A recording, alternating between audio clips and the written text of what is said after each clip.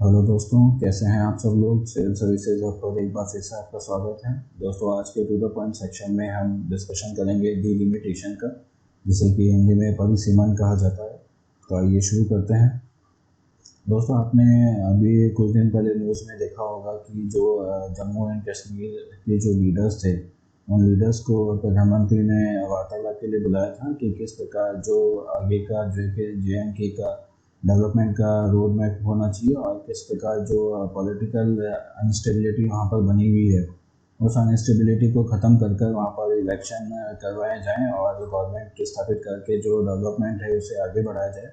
तो उसी के बारे में डिस्कशन किया गया था। और जैसा कि आपको पता है कि JNK में से जो लद्दाख है उसे अलग कर दिया गया है और यूनियन टेरिटरी बना दिया गया है दोनों को।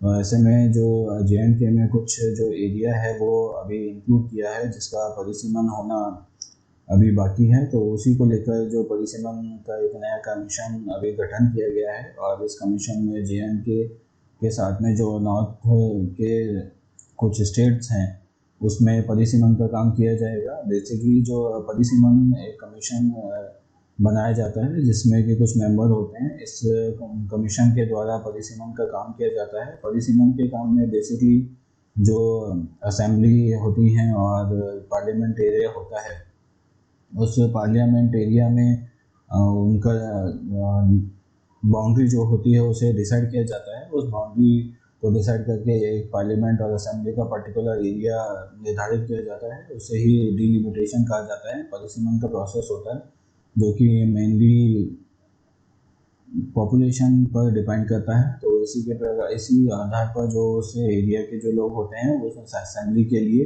या उस पर्टिकुलर पार्लियामेंट सीट के लिए वोट करते हैं। तो इसी प्रकार कहा गया है कि delimitation for better governance because every vote counts. तो डिलिमिटेशन करके जो वोटिंग की प्रक्रिया की जाती है और वोटिंग की प्रक्रिया से बेटर गवर्नेंस बनाई जाती है, क्योंकि एक एक जो वोट होता है वो हमारे लिए बहुत काम का होता है। चलिए देखते हैं डिलिमिटेशन आखिर है क्या, परिसीमन का प्रोसेस क्या होता है। आज इस वीडियो में एक बार समझेंगे कि परिसीमन का प्रोसेस है क्या, इसकी क्यों आवश्यकता है तथा इसमें किस प्रकार के नए जो प्रावधान है उनको जोड़ा गया है, और जम्मू कश्मीर के बारे में भी चर्चा करेंगे। चलिए शुरू करते हैं। दोस्तों, सबसे पहले देखते हैं कि परिसीमन आखिर होता क्या है, डिलिमिटेशन का प्रोसेस क्या होता है। तो परिसीमन से तात्पर्य किसी राज्य में जो विधानसभा लोकसभा के चुनावों के लिए जो निर्वाचन क्षेत्र होते हैं उनकी सीमाओं का निर्धारण करना है, जिससे परिसीमन की प्रक्रिया में जो लोकसभा और विधानसभा की सीटों में बिना कोई परिवर्तन किए हुए उनके सीमा का पुनर्निर्धारण किया जाता है। जो परिसीमन का प्रोसेस होता है उसमें जो सीट्स होती हैं उन सीट्स के नंबर में कोई भी चेंज नहीं किया जाता है, और जबकि बस उसकी जो बाउंड्री होती है उस बाउंड्री को चेंज किया जाता है। तो इस प्रकार का प्रोसेस परिसीमन में किया जाता है, नंबरों को बिना छेड़े। परिसीमन का जो मुख्य उद्देश्य है उसमें परिसीमन का उद्देश्य समय के साथ जनसंख्या में हुए बदलाव के बाद भी सभी नागरिकों के लिए समान प्रतिनिधित्व को सुनिश्चित करना है। इसके अलावा जनसंख्या के आधार पर निर्वाचन क्षेत्रों का उचित विभाजन करना तथा प्रत्येक व्यक्ति नागरिक को प्रतिनिधित्व का अवसर प्रदान करना। इसके अलावा अनुसूचित वर्ग के लोगों के हितों के ध्यान में रखकर आरक्षित सीटों का निर्धारण भी परिसीमन की प्रक्रिया के तहत किया जाता है। जो इलेक्शन प्रोसीजर में जो SC और ST के लिए जो प्रावधान है रिजर्वेशन को लेकर, उस प्रावधानों के अनुसार भी इन सीटों का डिवाइडेशन किया जाता है और उनकी पॉपुलेशन के अकॉर्डिंग कौन सी सीट SC को जानी चाहिए और कौन सी सीट ST को जानी चाहिए उसका निर्धारण भी परिसीमन के आधार पर ही किया जाता है। और इसके लिए परिसीमन आयोग बना जाता है जिसे डिलिमिटेशन कमीशन कहा जाता है। शुरू में इसे सीमा आयोग भी कहा जाता था, जिसे बाउंड्री कमीशन के नाम से अंग्रेजी में पुकारा जाता था। तो इस आयोग में प्रत्येक जनगणना के बाद भारत की संसद द्वारा संविधान के अनुच्छेद 82 के तहत एक परिसीमन अधिनियम लागू किया जाता है। ध्यान रखिएगा, जो संविधान का अनुच्छेद है उसमें 82 नंबर के द्वारा इसका परिसीमन अधिनियम को लागू किया जाता है। इसके अलावा परिसीमन अधिनियम को लागू होने के बाद जो राष्ट्रपति द्वारा परिसीमन आयोग की नियुक्ति की जाती है, यह संस्था निकाय निर्वाचन आयोग के साथ मिलकर काम करती है। निर्वाचन आयोग के साथ मिलकर जो डिलिमिटेशन कमीशन होता है वो कार्य करता है, परिसीमन आयोग कार्य करता है। इसके अलावा परिसीमन आयोग की जो संरचना है वो निम्न प्रकार से होती है। इसमें परिसीमन आयोग की जो अध्यक्षता होती है वो उच्च न्यायालय के अवकाश प्राप्त न्यायाधीश के द्वारा की जाती है। इसके अतिरिक्त इसके अन्य सदस्य भी होते हैं, जिसमें मुख्य निर्वाचन आयोग होते हैं उस स्टेट के, और मुख्य निर्वाचन आयोग के नाम से नामित कोई भी निर्वाचन आयुक्त हो सकता है। इसके अलावा संबंधित जो राज्य हैं उनके निर्वाचन आयुक्त होते हैं। कई सहयोगी सदस्य भी इसमें शामिल होते हैं, जिसमें परिसीमन प्रक्रिया के क्रियान्वयन के लिए प्रत्येक राज्य से 10 सदस्यों की नियुक्ति की जाती है। जिस भी राज्य में परिसीमन होना है उस राज्य के 10 सदस्यों को नियुक्त किया जाएगा, जिसमें से जो 5 लोकसभा के सदस्य और 5 संबंधित राज्य की विधानसभा के सदस्य होंगे। 5 को उसमें उस स्टेट के MP होंगे और जो 5 होंगे वो MLA होंगे। तो इस प्रकार 10 सदस्य उस स्टेट से लिए जाते हैं। सहयोगी सदस्यों को लोकसभा स्पीकर तथा संबंधित राज्यों के विधानसभा स्पीकर द्वारा नामित किया जाता है। ध्यान रखिएगा कि जो 10 मेंबर जो स्टेट के हैं उनका जो नॉमिनेशन है वो स्पीकर के द्वारा किया जाता है। MP के लिए जो लोकसभा के स्पीकर हैं उनके द्वारा किया जाता है, और MLA के लिए जो असेंबली के स्पीकर होते हैं उनके द्वारा यह नॉमिनेशन किया जाता है। ये देखते परिसीमन आयोग की आवश्यकता पड़ने पर निम्नलिखित अधिकारियों को भी बुला सकता है, जिसमें महापंजीयक एवं जनगणना आयुक्त शामिल हैं, और भारत के महासर्वेक्षक को भी यह बुला सकते हैं, जिसे सर्वे जनरल ऑफ इंडिया कहा जाता है। केंद्र अथवा राज्य सरकार के किसी भी अधिकारी को यह उपस्थित कर सकते हैं। इसके अलावा भौगोलिक सूचना प्रणाली का कोई भी विशेषज्ञ अपनी राय के लिए ये लोग बुला सकते हैं, और या कोई भी व्यक्ति जो इस कार्य में विशेषज्ञता रखता हो और परिसीमन की प्रक्रिया को पूर्ण करने में सहयोग प्रदान कर सकता हो, उस व्यक्ति को भी जो है ये लोग बुला सकते हैं अपने कार्य को संपन्न करने के लिए। परिसीमन आयोग के जो संरचना आपने देखी इस प्रकार होती है, और परिसीमन आयोग के जो मुख्य कार्य हैं वो देखिए कौन कौन से हैं। इसमें सबसे पहला कार्य है संसदीय निर्वाचन क्षेत्रों का परिसीमन करना। संसदीय निर्वाचन क्षेत्र मतलब जो मेंबर ऑफ पार्लियामेंट होते हैं उनके लिए निर्वाचन क्षेत्र का परिसीमन करना, जिसमें परिसीमन आयोग लोकसभा सदस्यों के चुनाव के लिए चुनावी क्षेत्रों की सीमा को निर्धारित करता है। इसके अलावा परिसीमन की प्रक्रिया में इस बात का ध्यान रखा जाता है कि राज्य में जो लोकसभा सीटों की संख्या है और राज्य की जो जनसंख्या है उस अनुपात में पूरे देश में पूरे देश के अनुपात में सभी राज्यों में समान रहे। इसके अलावा विधानसभा निर्वाचन क्षेत्रों का परिसीमन भी किया जाता है, जिसमें विधानसभा चुनाव के लिए निर्वाचन क्षेत्रों की सीमा का निर्धारण परिसीमन आयोग के द्वारा किया जाता है। विधानसभा निर्वाचन क्षेत्रों के परिसीमन के दौरान इस बात का विशेष ध्यान रखा जाता है कि राज्य के सभी चुनावी क्षेत्रों में जो विधानसभा सीटों की संख्या है और क्षेत्र की जनसंख्या है उसका अनुपात समान रहे। इसके साथ ही यह भी सुनिश्चित किया जाता है कि एक विधानसभा का जो निर्वाचन क्षेत्र है वो सामान्यतः एक से अधिक जिलों में विस्तारित न हो। जो एक विधानसभा का जो क्षेत्र है वो इस प्रकार से डिसाइड किया जाता है कि जो वो MLA की जो सीट है, जो विधायक की जो सीट है, विधानसभा की सीट है, वो 2 डिस्ट्रिक्ट में डिवाइड ना हो पाए। इस प्रकार की व्यवस्था की भी कोशिश की जाती है कि ऐसा नहीं हो। इसके अलावा अनुसूचित जाति और जनजाति के लिए जो सीटों का आरक्षण किया जाता है वो भी परिसीमन आयोग के द्वारा जो अधिनियम है 2002 की धारा 9A के तहत निर्वाचित क्षेत्रों में अनुसूचित जाति और अनुसूचित जनजातियों के जो समूह होते हैं उनके लोगों की संख्या के आधार पर आरक्षित सीटों का निर्धारण किया जाता है।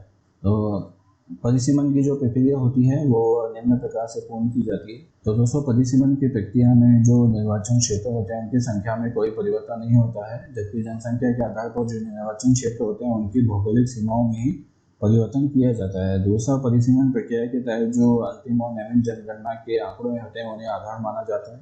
इसके अलावा परिसीमन के सिद्धांतों और आंतरिक निर्णयों के आधार पर निर्वाचन क्षेत्रों में प्रस्तावित परिवर्तन के लिए आधार पत्र भी तैयार किया जाता है। परिसीमन आयोग में अनुमोदन के बाद प्रस्तावित परिवर्तनों पर विचार विमर्श करने के लिए आधार पत्रों को सहयोगी सदस्यों के समक्ष प्रस्तुत किया जाता है, और जो सहयोगी सदस्य होते हैं वो आधार पत्र पर प्रस्तावित परिवर्तन के संदर्भ में सिर्फ अपने विचार व्यक्त कर सकते हैं। किसी भी परिवर्तन के संदर्भ में अंतिम निर्णय लेने का अधिकार सिर्फ आयोग को ही होता है।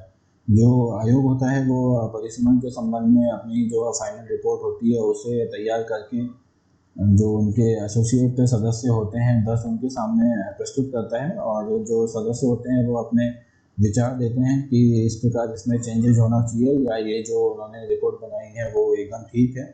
इस प्रकार से उनमें डिस्कशन होता है, और अगर कोई चेंजेस अगर उन्हें चाहिए होता है तो उसका वो सजेशन देते हैं, और ध्यान में रखने की बात ये है कि इसमें जो सजेशन इन एसोसिएट मेंबर्स के द्वारा दिए जाते हैं वो सजेस्टिव नेचर के होते हैं, और इसके अलावा जो बाउंड नहीं कर सकते वो आयोग को, इन जो सजेशन पे फाइनल जो डिसीजन होता है वो आयोग के द्वारा ही लिया जाता है।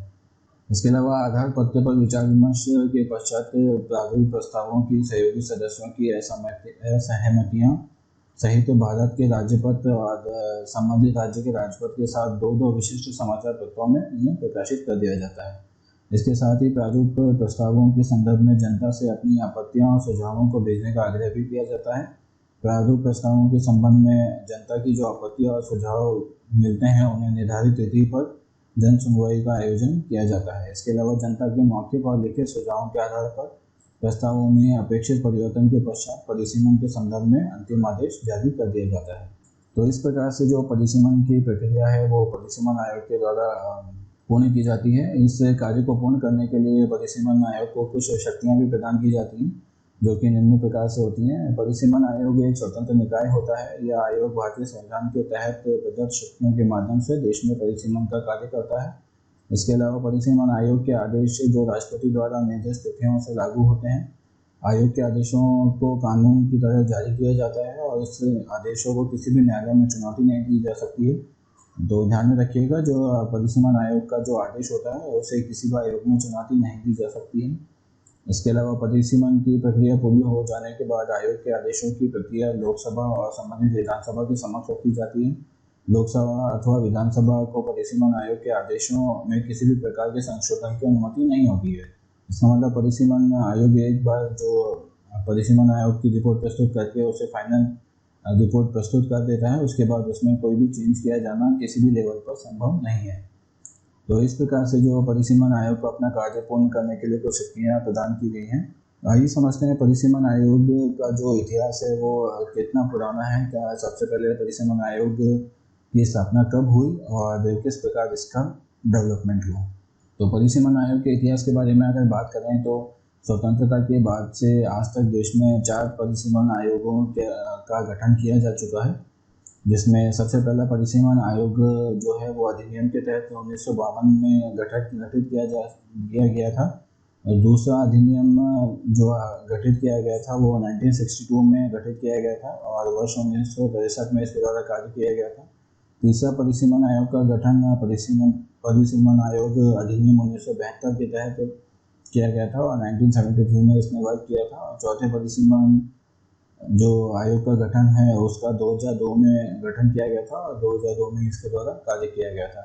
इस प्रकार परिसीमन आयोग अधिनियम का 4 बार गठन किया गया है।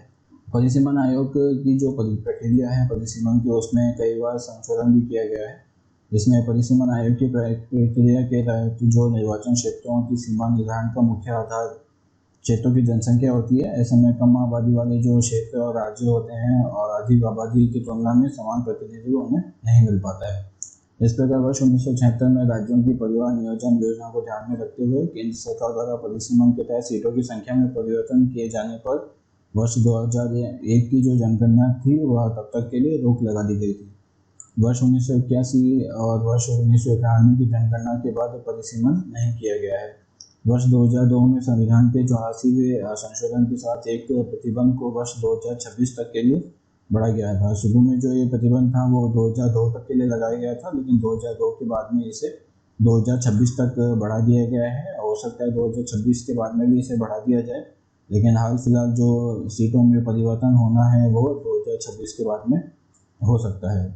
इसके अलावा परिसीमन की प्रक्रिया को प्रतिबंधित करने के लिए पीछे सरकार का तर्क यह रहता है कि वर्ष 2026 तक सभी राज्यों में जो जनसंख्या वृद्धि का औसत है वो समान हो जाएगा। सरकार ने जो 2026 तक का जो प्रतिबंध लगाया है उस प्रतिबंध के लिए यह बात कही है कि जो लगभग जो सभी स्टेट हैं उन सभी स्टेट में जो जनसंख्या का जो अनुपात है, पॉपुलेशन का जो अनुपात है वो समान हो जाएगा। इस प्रकार जो सीटों के आधार पर किसी में कम ज़्यादा सीटें जनसंख्या के आधार पर नहीं होंगी और सभी जो देश के नागरिक हैं उन्हें समान प्रतिनिधित्व मिल पाएगा। इसके अलावा जो संविधान के 84वें संविधान संशोधन के अनुसार वर्ष 2026 की जनसंख्या के आंकड़ों को जारी होने तक लोकसभा का परिसीमन 1971 की जनसंख्या के आधार पर ही किया जाएगा। इसके अलावा 2026 से पहले अगर किसी भी परिस्थिति में परिसीमन किया जाता है या परिसीमन का प्रोसेस अपनाया जाता है तो वर्ष 1971 की जो जनसंख्या है उसे ही आधार माना जाता है। साथ ही राज्यों के विधानसभा क्षेत्रों का परिसीमन 2001 की जनगणना के आधार पर किया जाएगा। इसके अलावा चौथा परिसीमन जो आयोग बनाया गया था, उस परिसीमन आयोग के बारे में कुछ समझते हैं। वो चौथे परिसीमन आयोग का गठन जो अधिनियम था वो 2002 के तहत किया गया था और 12 जुलाई 2002 को उच्चतम न्यायालय के अवकाश प्राप्त जो न्यायमूर्ति थे कुलदीप सिंह, उनकी अध्यक्षता में इसे गठित किया गया था। आयोग ने अपने सुझाव 2007 में तत्कालीन केंद्र सरकार को भेज दिए थे, परंतु इन्हें लागू नहीं किया गया। उच्चतम न्यायालय के हस्तक्षेप के बाद जो जनवरी 2008 में cabinet committee on political affairs जो CCP है, उन्हें इन परिसीमन आयोग की सिफारिश को मंजूरी दी थी। इसके अलावा परिसीमन प्रस्तावों पर राष्ट्रपति की मंजूरी के बाद देश के कई राज्यों में परिसीमन की प्रक्रिया पूर्ण हो गई। देश में सबसे पहले कर्नाटक राज्य में परिसीमन आयोग 2002 की सिफारिशों के आधार पर विधानसभा चुनाव कराए गए। इसमें वर्तमान में जम्मू कश्मीर व अन्य प्रस्तावित राज्यों का परिसीमन आयोग 2002 अधिनियम के तहत ही किया जाएगा। JNK में जो अभी परिसीमन का कार्य चल रहा है वो 2002 लॉ के अकॉर्डिंग ही किया जाएगा। परिसीमन आयोग अधिनियम 2002 के तहत ही जम्मू एंड कश्मीर में परिसीमन किया जाएगा। तो दोस्तों, इस प्रकार अब तक हमने समझा कि परिसीमन आयोग क्या होता है, इसका क्या कार्य है तथा कब कब परिसीमन आयोग का गठन किया गया है। अब हाल ही के परिक्षेत्र में अगर हम समझें तो जम्मू कश्मीर में परिसीमन होना है और कई अन्य राज्यों में परिसीमन होना है, तो वहाँ पर किस प्रकार परिसीमन की जो प्रक्रिया है वो पूर्ण होगी उसके बारे में समझते हैं। परिसीमन आयोग जम्मू कश्मीर पुनर्गठन कानून 2019 के प्रावधानों के तहत जम्मू कश्मीर में लोकसभा और विधानसभा क्षेत्रों का परिसीमन करेगा। इसके अलावा अगस्त 2019 में केंद्र सरकार द्वारा जम्मू कश्मीर से जो अनुच्छेद 370 हटा लिया गया था और 31 अक्टूबर 2019 से जम्मू कश्मीर तथा लद्दाख दोनों को अलग अलग केंद्र शासित प्रदेश घोषित किया गया था। इसके अलावा जम्मू कश्मीर जो पुनर्गठन कानून 2019 लागू हुआ था, उसमें धारा 60 के तहत जो परिसीमन के पश्चात जम्मू कश्मीर में केंद्र शासित प्रदेशों में जो विधानसभा सीटों की संख्या 107 से बढ़कर 114 हो जाएगी। पहले यहाँ पे जो असेंबली की सीट थी वो 107 थी, अब लेकिन वो बढ़कर 114 कर दी जाएंगी। इसके अलावा विधानसभा से जो पूर्व जम्मू कश्मीर की राज्यों की विधानसभा में सीटें 111 थी, इसमें 24 सीटें पाकिस्तान अधिकृत कश्मीर में पड़ती हैं। शेष 87 सीटों में से कश्मीर घाटी में 46 और जम्मू में 34 और लद्दाख में 4 सीटें पड़ती हैं। लद्दाख में अलग केंद्र शासित बनाए जाने के कारण मौजूदा केंद्र शासित प्रदेश से 83 विधानसभा सीटें ऐसी बचती हैं जिन पर चुनाव होता है। तो POK की जो 24 सीटें हैं उन्हें मिलाकर वर्तमान में विधानसभा जो है जम्मू कश्मीर के उसमें 107 सीटें हो जाती हैं और परिसीमन के बाद ये सीटें बढ़कर 114 हो जाएंगी। POK को छोड़कर अब जम्मू कश्मीर में जो विधानसभा की कुल सीटें हैं वो 83 से 90 हो जाएंगी। जम्मू कश्मीर में अंतिम परिसीमन वर्ष 1995 में किया गया था। दोस्तों देखिए, जो 111 जो सीटें हैं विधानसभा की, उसमें 24 सीटें जो हैं वो POK की हैं।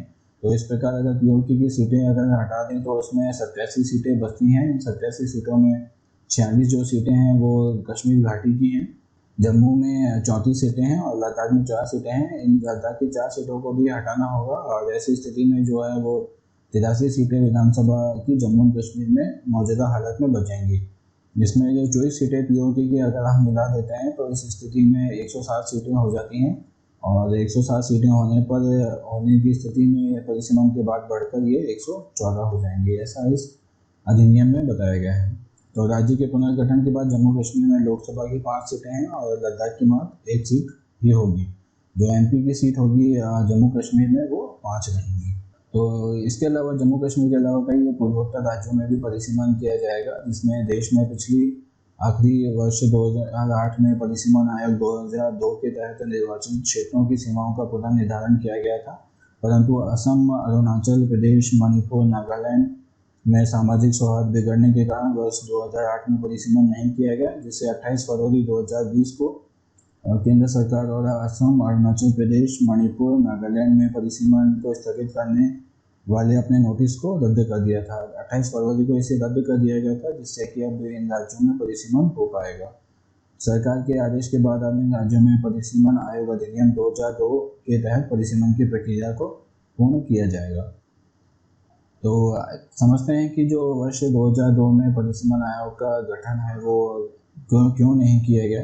दोस्तों, आपको पता होगा कि जो संविधान में प्रावधान है उसमें किसी राज्य की जो आवंटित लोकसभा सीटें होती हैं उनकी संख्या और राज्य की जो जनसंख्या है उसके बीच का अनुपात सभी राज्यों में एक समान होना चाहिए।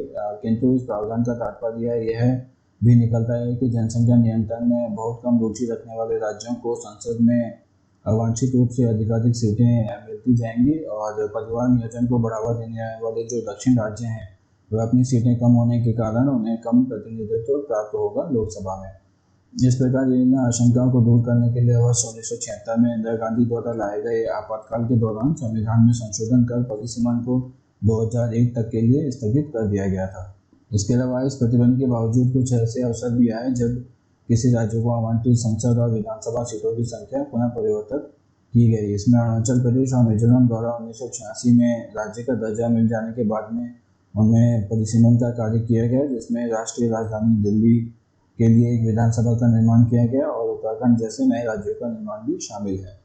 तो इस प्रकार जो है वो परिसीमन आयोग का गठन 2001 के बाद में नहीं किया गया, क्योंकि जो जनसंख्या था उसका अनुपात कई राज्यों में अलग अलग था और परिसीमन को 2026 तक में स्थगित किया गया है। उसके पीछे जो तर्क दिया गया है उसमें लोकसभा और विधानसभा में जो सीटों की संख्या में जो परिवर्तन है उस पर वर्ष 2001 की जनसंख्या के बाद हटा दिया जाना था, लेकिन उसे एक संशोधन के द्वारा 2026 तक बढ़ा दिया गया है। इसे इस आधार पर उचित बताया जाता है कि जो पूरे देश में एक समान जनसंख्या है उसकी वृद्धि दर 2026 तक हासिल कर ली जाएगी।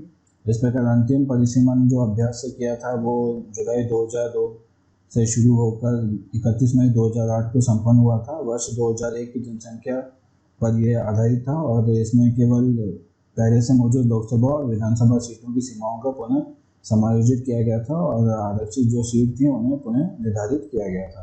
तो इस प्रकार जो परिसीमन आयोग 2026 स्थगित किया गया था 2026 तक, उसमें जो 2002 से लेकर 2008 तक कर्नाटक और कई राज्यों में जो परिसीमन किया गया था उन राज्यों में सीटों का जो आवंटन था वो सेम रखा गया था, उसमें कोई चेंज नहीं किया गया था। बाकी जो उनका एरिया है जहाँ उनकी बाउंड्री है उसमें परिवर्तन किया गया था। तो इस प्रकार जो परिसीमन का अधिनियम है उसे 2002 में संशोधन के द्वारा 2026 तक बढ़ाया गया था। जो संशोधन इस प्रकार है: 14 जनवरी 2008 को परिसीमन अधिनियम 2002 में संशोधित करते हुए राष्ट्रपति ने जो इन राज्यों में परिसीमन विलंबित रखने की शक्ति प्रदान की गई है। इसमें 8 फरवरी 2008 को राष्ट्रपति द्वारा इन 4 राज्यों में परिसीमन स्थगित करने का आदेश जारी किया था। इसके पश्चात संसद द्वारा इन 4 राज्यों में परिसीमन के लिए अलग आयोग की स्थापना करने के स्थान पर चुनाव आयोग के माध्यम से परिसीमन प्रक्रिया को पूरा करने का निर्णय लिया गया था। जो ये 4 राज्य थे और इन 4 राज्यों में जो परिसीमन का कार्य है वो इलेक्शन कमीशन को करना था, चुनाव आयोग को करना था। ऐसा एक ऑर्डर सरकार के द्वारा राष्ट्रपति के द्वारा पास किया गया था। इस विचार को वैधानिक मान्यता देने के लिए जनप्रतिनिधि जो अधिनियम 1950 है उसमें धारा 8A को जोड़ा गया था, जिसमें संसद का यह फैसला इस तथ्य से प्रेरित था कि पूर्व में भी निर्वाचन आयोग को निर्वाचन क्षेत्रों की सीमाओं में निर्धारण करने का अधिकार दिया गया है। उदाहरण के लिए वर्ष 1991-92 में दिल्ली में 70 विधानसभा सीटों का परिसीमन और वर्ष 2000 में उत्तराखंड में 70 विधानसभा सीटों का परिसीमन इलेक्शन कमीशन के द्वारा किया गया है। दोस्तों, ये जो पॉइंट है वो आपके लिए बहुत इंपॉर्टेंट है। इस पॉइंट को ध्यान रखिएगा कि परिसीमन आयोग के अलावा इलेक्शन कमीशन ने किन किन राज्यों के लिए परिसीमन का कार्य किया गया है। उसमें जो दिल्ली है उसके लिए परिसीमन का कार्य इलेक्शन कमीशन के द्वारा किया गया था, जिसमें 1991-92 में यह कार्य किया गया था। इसके अलावा वर्ष 2000 में उत्तराखंड के लिए यह कार्य इलेक्शन कमीशन के द्वारा किया गया था। तो दोस्तों, आपने इस प्रकार देखा कि किस प्रकार जम्मू एंड कश्मीर में जो परिसीमन है उसका कार्य किया जाएगा। साथ ही जो परिसीमन आयोग में 2002 के बाद में क्यों चेंजेस नहीं किए गए और क्यों इसे 2026 तक बढ़ाया गया था, तो इस प्रकार की सारी जानकारी हमने इस लेक्चर में प्राप्त की गई। आइए समझते हैं निर्वाचन सीटों की संख्या के आधार पर जो परिसीमन किया जाता है उसका क्या प्रभाव पड़ता है। वर्ष 2002 में जो संविधान में 84वें संशोधन के माध्यम से परिसीमन को 2026 तक बढ़ाया गया था, उसमें राज्य लोकसभा और विधानसभा की जो निर्वाचन सीटें की संख्या थी उसमें परिवर्तन पर रोक लगा दी गई थी, जिसमें परिसीमन के पश्चात भी पूर्वोत्तर राज्यों में निर्वाचन आयोग की संख्या में कोई बदलाव नहीं किया गया था। इसमें प्रस्तावित जो परिसीमन प्रक्रिया के तहत राज्यों में सिर्फ निर्वाचित जो सीटें हैं उनकी सीमाओं और संबंधित राज्यों में अनुसूचित जाति और अनुसूचित जनजाति की आरक्षण सीटों का ही पुनर्निर्धारण किया गया था। इस प्रकार जो निर्वाचित सीटों का परिसीमन था वो कंप्लीट परिसीमन नहीं करके नंबर से छेड़छाड़ किए बिना और जो बाउंड्री है उसमें चेंज किया गया था। उस बाउंड्री में भी जो 4 राज्य हैं और पूर्वोत्तर 4 राज्य हैं उसमें परिसीमन नहीं किया गया था, क्योंकि वहाँ पर कुछ मैटर चल रहा था, कुछ डिस्प्यूट चल रहा था परिसीमन को लेकर, एरिया बाउंड्रीज को लेकर। इसलिए वहाँ पर जो डिलिमिटेशन का प्रोसेस है, परिसीमन का जो प्रोसेस है उसे स्थगित कर दिया गया था। तो इस प्रकार परिसीमन आयोग ने वहाँ पर कार्य नहीं किया, लेकिन अभी हाल ही में केंद्र सरकार ने उस आदेश को रद्द कर दिया है और उन 4 राज्यों में भी जम्मू कश्मीर को मिलाकर परिसीमन का कार्य किया जाएगा। तो दोस्तों इस वीडियो में हमने समझा कि किस प्रकार परिसीमन आयोग का गठन किया है, किस प्रकार परिसीमन आयोग कार्य करता है, उसके पास में कौन कौन सी शक्तियाँ होती हैं, हाल ही में परिसीमन आयोग क्यों चर्चा में है, जम्मू कश्मीर में भी किस प्रकार परिसीमन आयोग कार्य करेगा। तो आज के टू द पॉइंट सेक्शन में बस इतना ही। यह वीडियो आपको कैसा लगा हमें कमेंट बॉक्स में ज़रूर बताइएगा। साथ ही आपके पास में अगर हमारे लिए कोई सुझाव हो तो उसे भी कमेंट बॉक्स में बताइएगा। इस वीडियो को लाइक कीजिएगा तथा चैनल को सब्सक्राइब कीजिएगा, जिससे कि नए वीडियोस का जो नोटिफिकेशन है आपको तुरंत मिल जाएगा। साथ ही हमें फेसबुक, ट्विटर और इंस्टाग्राम पर फॉलो भी कीजिएगा। आज के लिए बस इतना ही, फिर मुलाकात होगी। जय Hind and thanks for watching.